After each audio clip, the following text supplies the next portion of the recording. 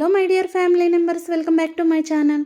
ఈరోజు పిల్లల wait growth కోసం అయితే ప్రోటీన్ పౌడర్ తయారు చేస్తున్నాను. ఇంట్లోనే చాలా ఈజీగా అయితే చేసుకోవచ్చండి. న్యూ మదర్స్ అయితే చాలా కన్ఫ్యూజ్ అవుతారండి. మా పిల్లలకి ఎలాంటి పౌడర్ ఇవ్వాలి, ఎలాంటిది ఇస్తే ఇష్టంగా తాగుతారు అనేది చాలా కన్ఫ్యూజ్ అవుతారు. అలాంటి వాళ్ళకి ఈ వీడియో చాలా బాగా ఉపయోగపడుతుంది. వాళ్ళకైతే ఇది చాలా బాగా ఉపయోగపడుతుందండి. నేను అన్నీ కూడా ఇంట్లోనే ఈ విధంగా అయితే తీసి పెట్టుకున్నానండి. పిస్తా పప్పు, అలాగే పోల్ మకాని తీసుకున్నానండి. గుమ్మడి గింజలు తీసుకున్నానండి. ఇవైతే చాలా తక్కువ తీసుకున్నాను.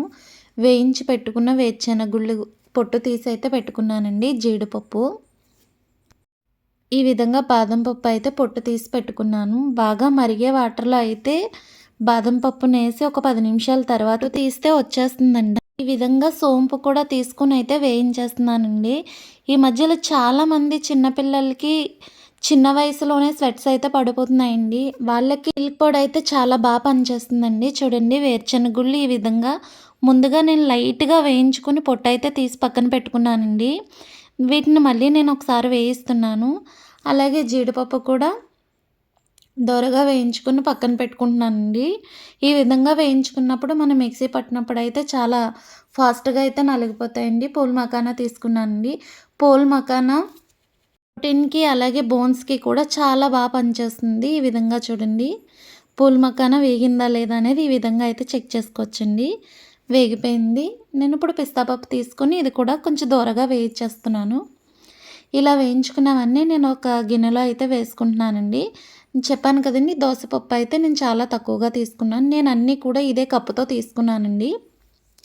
ఈ విధంగా తీసుకుని ఇలా వేయించేసానండి. చూడండి, కొంచెం కలర్ అయితే చేంజ్ అయింది. ఇప్పుడు నేను దీన్ని పక్కకైతే పెట్టేస్తున్నానండి.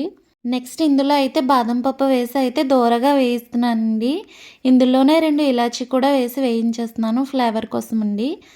చాలా బాగుంటుంది ఈ విధంగా వేసుకుంటే. ఇది ఆప్షన్ అండి, నచ్చితే వేసుకోవచ్చు, లేదంటే స్కిప్ చేయొచ్చు. నేను ఈ విధంగా అయితే దోరగా వేయించుకున్నాను. ఇందులోనే నువ్వులు కూడా వేసుకున్నానండి. నువ్వులు కూడా కొంచెం చిటపటలాడేలా అయితే వేయించుకున్నాను. ఈ విధంగా వేయించుకుని పక్కనైతే పెట్టేసుకుంటున్నానండి. నేను ఇలా చేశాను అన్నాను కదండి, ఇవైతే పక్కకు తీసుకున్నాను. ఇవన్నీ కలిపి పూర్తిగా చల్లారిన తర్వాత మిక్సీ పడుతున్నానండి. బాదం మాత్రం పక్కకే పెట్టాను, ఎందుకంటే ఇది కొంచెం ఆయిలీగా ఉంటుంది కదా, ఏమైనా ముద్దగా అయిపోతుందేమో అని చెప్పి నేను అన్నీ విడివిడిగా అయితే వేసి మిక్సీ పట్టాను. చూడండి, ఎక్కడా కూడా ఆయిల్గా అయితే లేదండి. దేనికి అదైతే విడివిడిగా పౌడర్లానే వచ్చింది. నేను ఈ విధంగా ఒక జల్లెడ లాంటిది తీసుకుని అందులో వేసి జల్లించాను. అందరి పిల్లలు పంట కింద పప్పులు లాంటివి పడితే ఇష్టపడరు కదండి. ఈ విధంగా ప్లెయిన్ పౌడర్లో వేస్తే చాలా ఇష్టంగా తాగుతారు. ఇందులో కావాలంటే బెల్లం వేసుకోవచ్చండి, పటికి బెల్లం కూడా వేసుకోవచ్చు. మా పిల్లలకైతే నేను ఎలాంటి స్వీట్ ఇవ్వను పాలల్లోకి. డైరెక్ట్ ప్రోటీన్ పౌడర్ వేసి కలిపేసి ఇచ్చేస్తే తాగేస్తారు. నేను అన్నీ మిక్సీ పట్టుకుని నేనైతే ఇందులో వేసుకున్నానండి. ఒక గ్లాస్ పౌడర్కి 1 స్పూన్ అయితే కలుపుతున్నాను. ఈ విధంగా కలుపుకుంటే టేస్ట్ అయితే మాత్రం చాలా బాగుందండి.